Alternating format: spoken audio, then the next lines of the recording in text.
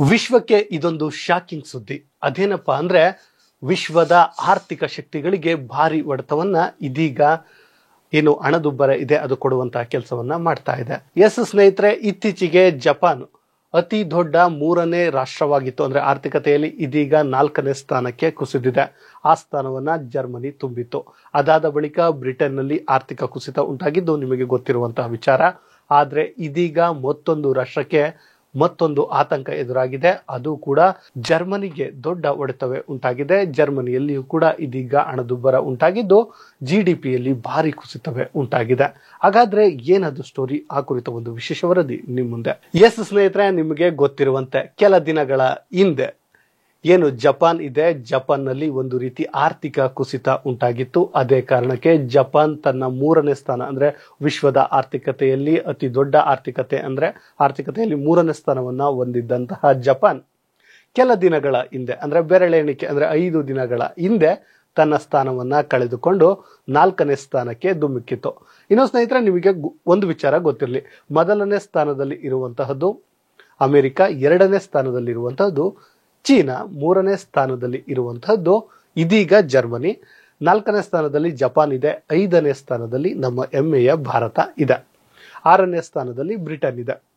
But ಕೆಲ 4-5 ದಿನಗಳ ಹಿಂದೆ ಇದೊಂದು ರೀತಿ ಅಂದ್ರೆ 4-5 ದಿನಗಳ ಹಿಂದೆ ಏನಿತ್ತು ಅಂದ್ರೆ ಜಪಾನ್ 3ನೇ ಸ್ಥಾನವನ್ನ ಪಡೆದುಕೊಂಡಿತ್ತು, ಜರ್ಮನಿ 4ನೇ ಸ್ಥಾನವನ್ನ ಪಡೆದುಕೊಂಡಿತ್ತು. ಜಪಾನ್ ನಲ್ಲಿ ಉಂಟಾದಂತಹ ಆರ್ಥಿಕ ಕುಸಿತದಿಂದ ಅದು 4ನೇ ಸ್ಥಾನವನ್ನ ಪಡೆದುಕೊಂಡಿದ್ದು ನಿಮಗೆ ಗೊತ್ತಿರುವಂತಹ ವಿಚಾರವೇ. ಇನ್ನೊಂದು ವಿಚಾರ ಏನಂದ್ರೆ ಸ್ನೇಹಿತರೆ, 2010ರಲ್ಲಿ ಜಪಾನ್ ವಿಶ್ವದ ಬಲಿಷ್ಠ 2ನೇ ರಾಷ್ಟ್ರವಾಗಿತ್ತು. ಅದಾದ ಬಳಿಕ 2020ರ ವೇಳೆಗೆ ಅದು 3ನೇ ಸ್ಥಾನಕ್ಕೆ ಕುಸಿಯಿತು. ಅದಕ್ಕೆ ಕಾರಣ ಏನಂದ್ರೆ ಚೀನಾ ಆರ್ಥಿಕವಾಗಿ ಬೆಳೆದಿದ್ದು, ಅದೇ ಕಾರಣಕ್ಕೆ 3ನೇ ಸ್ಥಾನವನ್ನ ಕುಸಿದಿತ್ತು. ಆದ್ರೆ ಇದೀಗ ಮತ್ತೆ ಜಪಾನ್ ಮತ್ತೊಂದು ಸ್ಥಾನವನ್ನ ಕುಸಿತಿದ್ದು ಜಪಾನ್ 4ನೇ ಸ್ಥಾನಕ್ಕೆ ಕುಸಿದಿದೆ.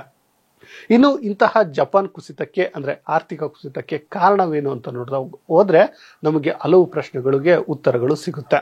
ಅವುಗಳಂದ್ರೆ, $1 ಎದುರು ಜಪಾನ್ನ ಯೆನ್ ಮೌಲ್ಯ ಏನಿದೆ ಅದು ಕುಸಿತವಾಗಿರುವಂತಹದ್ದು, ಜನಸಂಖ್ಯೆಯಲ್ಲಾದ ತೀವ್ರ ಕುಸಿತ ಇರಬಹುದು, ಇಳಿಮುಖವಾದಂತಹ ಉತ್ಪಾದಕತೆ ಇರಬಹುದು, ದೇಶದ ಸ್ಪರ್ಧಾಶಕ್ತಿ ಕಡಿಮೆಯಾಗಿರುವಂತಹದ್ದು. ಈ ಎಲ್ಲಾ ಅಂಶಗಳು ಈ ಇಳಿತಕ್ಕೆ ಅಂದ್ರೆ ಆರ್ಥಿಕ ಹೊಡೆತಕ್ಕೆ ಕಾರಣ ಅಂತ ಹೇಳಲಾಗ್ತಾ ಇದೆ.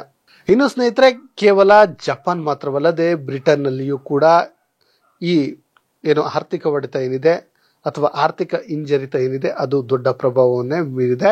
ಈ ವರ್ಷಾಂತ್ಯಕ್ಕೆ ಇಂಗ್ಲೆಂಡ್ ನಲ್ಲಿ ಅಥವಾ ಬ್ರಿಟನ್ ನಲ್ಲಿ ರಾಷ್ಟ್ರೀಯ ಚುನಾವಣೆ ಸಿದ್ಧವಾಗುತ್ತಿರುವಂತಹ ಇಂತಹ ಸಮಯದಲ್ಲಿ ಇದೊಂದು ದೊಡ್ಡ ಸುದ್ದಿ ಆಗಿದೆ.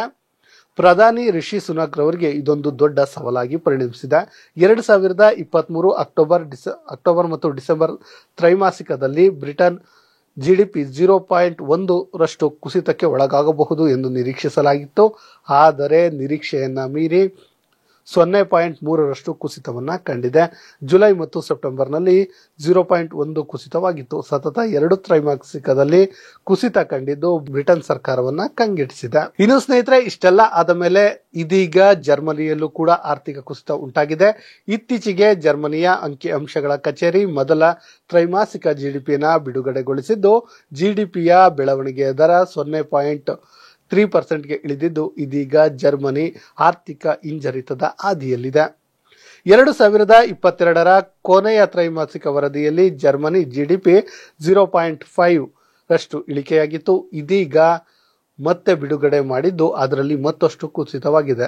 ಸತತ 2 ತ್ರೈಮಾಸಿಕಗಳ ಜಿಡಿಪಿ ಕುಸಿತವಾದರೆ ಅದನ್ನ ತಾಂತ್ರಿಕ ಹಿಂಜರಿತ ಅಂತ ಕೂಡ ಕರೆಯಲಾಗುತ್ತೆ, ನೆನಪಿರಲಿ. ಇನ್ನು ಇದಕ್ಕೆ ಅಸಲಿ ಕಾರಣ ಏನು ಅಂತ ನೋಡೋದಾದ್ರೆ, ಉಕ್ರೇನ್ ಮೇಲೆ ರಷ್ಯಾ ಆಕ್ರಮಣ ಮಾಡಿದ ಬಳಿಕ ಮಾಸ್ಕೋದೊಂದಿಗೆ ಸಂಬಂಧಗಳನ್ನ ಕಡಿತಗೊಳಿಸಲು ನಾಯಕರು ನಿರ್ಧರಿಸಿದ್ದು ಯುರೋಪಿನ ಆರ್ಥಿಕತೆಗೆ ಅತಿದೊಡ್ಡ ಹೊಡೆತವಾಗಿದೆ.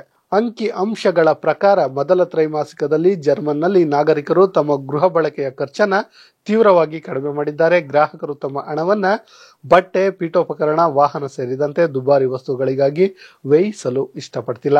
ಈ ಹಿನ್ನೆಲೆಯಲ್ಲಿ ಬಳಕೆಯ ವೆಚ್ಚ 1.2% ಕುಸಿದಿದೆ. ಇನ್ನು ಸ್ನೇಹಿತರೆ, ಜಪಾನ್, ಜರ್ಮನಿ, ಇಂಗ್ಲೆಂಡ್ದು ಈ ಕಥೆಯಾದ್ರೆ ಅಮೆರಿಕ, ಚೀನಾ, ಭಾರತದ ಕತೆ ಏನು ಅಂತ ನೋಡೋದಾದ್ರೆ, ಅಮೆರಿಕ ಮತ್ತು ಚೀನಾಕ್ಕೂ ಒಂದು ರೀತಿಯ ಹಿಂಜರಿತದ ಹೊಡೆತ ಕಾಣ್ತಾ ಇದೆ. ಯಾಕಂದ್ರೆ ಇಡೀ ವಿಶ್ವದಲ್ಲಿ ಈ ಹಿಂಜರಿತ ಇದೀಗ ಶುರುವಾಗಿದೆ. ಆದ್ರೆ ಒಂದ್ ವಿಚಾರ ಗೊತ್ತಿರಲಿ, ಇದರಿಂದ ಪಾರಾಗಿರುವಂತಹ ಒಂದೇ ಒಂದು ರಾಷ್ಟ್ರ ಅಂದ್ರೆ ಅದು ಭಾರತ. ಹೌದು ಸ್ನೇಹಿತರೆ, ಭಾರತದ GDP ಸದ್ಯ 6.2ರಷ್ಟಿದೆ. ಯಾವ ದೇಶವು, ಇಡೀ ವಿಶ್ವದ ಯಾವ ದೇಶವು ಭಾರತದಂತಹ GDPಯನ್ನ ಈ ವರ್ಷದಲ್ಲಿ ಹೊಂದಿಲ್ಲ. ಸತತ 1 ವರ್ಷದಿಂದ ಭಾರತದ GDP ಎಲ್ಲಾ ದೇಶಗಳನ್ನ ಬೀಟ್ ಮಾಡಿಕೊಂಡು ಬರ್ತಾ ಇದೆ. ಅದೇ ಕಾರಣಕ್ಕೆ ಭಾರತ ಒಂದು ರೀತಿ ಸೇಫ್ ಆಗಿದೆ. ಆದ್ರೂ ಕೂಡ ಮೈ ಮರೆಯುವಂತಂತೂ ಇಲ್ಲ. ಯಾಕಂದ್ರೆ ಈ ಆರ್ಥಿಕತೆ ಯಾವಾಗ ಹೇಗ್ ಬೇಕಾದ್ರೂ ಚೇಂಜ್ ಆಗ್ಬೋದು. ಒಟ್ಟಿನಲ್ಲಿ ಸ್ನೇಹಿತರೆ, ಇದೀಗ ನಮ್ಮ ಮೇಲಿದ್ದಂತಹ ಜಪಾನ್ ಮತ್ತು ಜರ್ಮನಿ ಏನಿದಾವೆ ಅವೆರಡೂ ಕೂಡ ಆರ್ಥಿಕ ಕುಸಿತಕ್ಕೆ ಒಳಗಾಗಿವೆ. ಇನ್ನು ಭಾರತ ಇದೀಗ ಮತ್ತಷ್ಟು ಚೇತರಿಸಿಕೊಳ್ಳುವಂತಹ ಕೆಲಸವನ್ನ ಮಾಡ್ತಾ ಇದೆ. ಇಂತಹದ್ದೇ ಸುದ್ದಿಗಾಗಿ ಸದಾ ನೋಡ್ತಾ ಇರಿ ಲಯನ್ ಟಿವಿ ಕನ್ನಡ.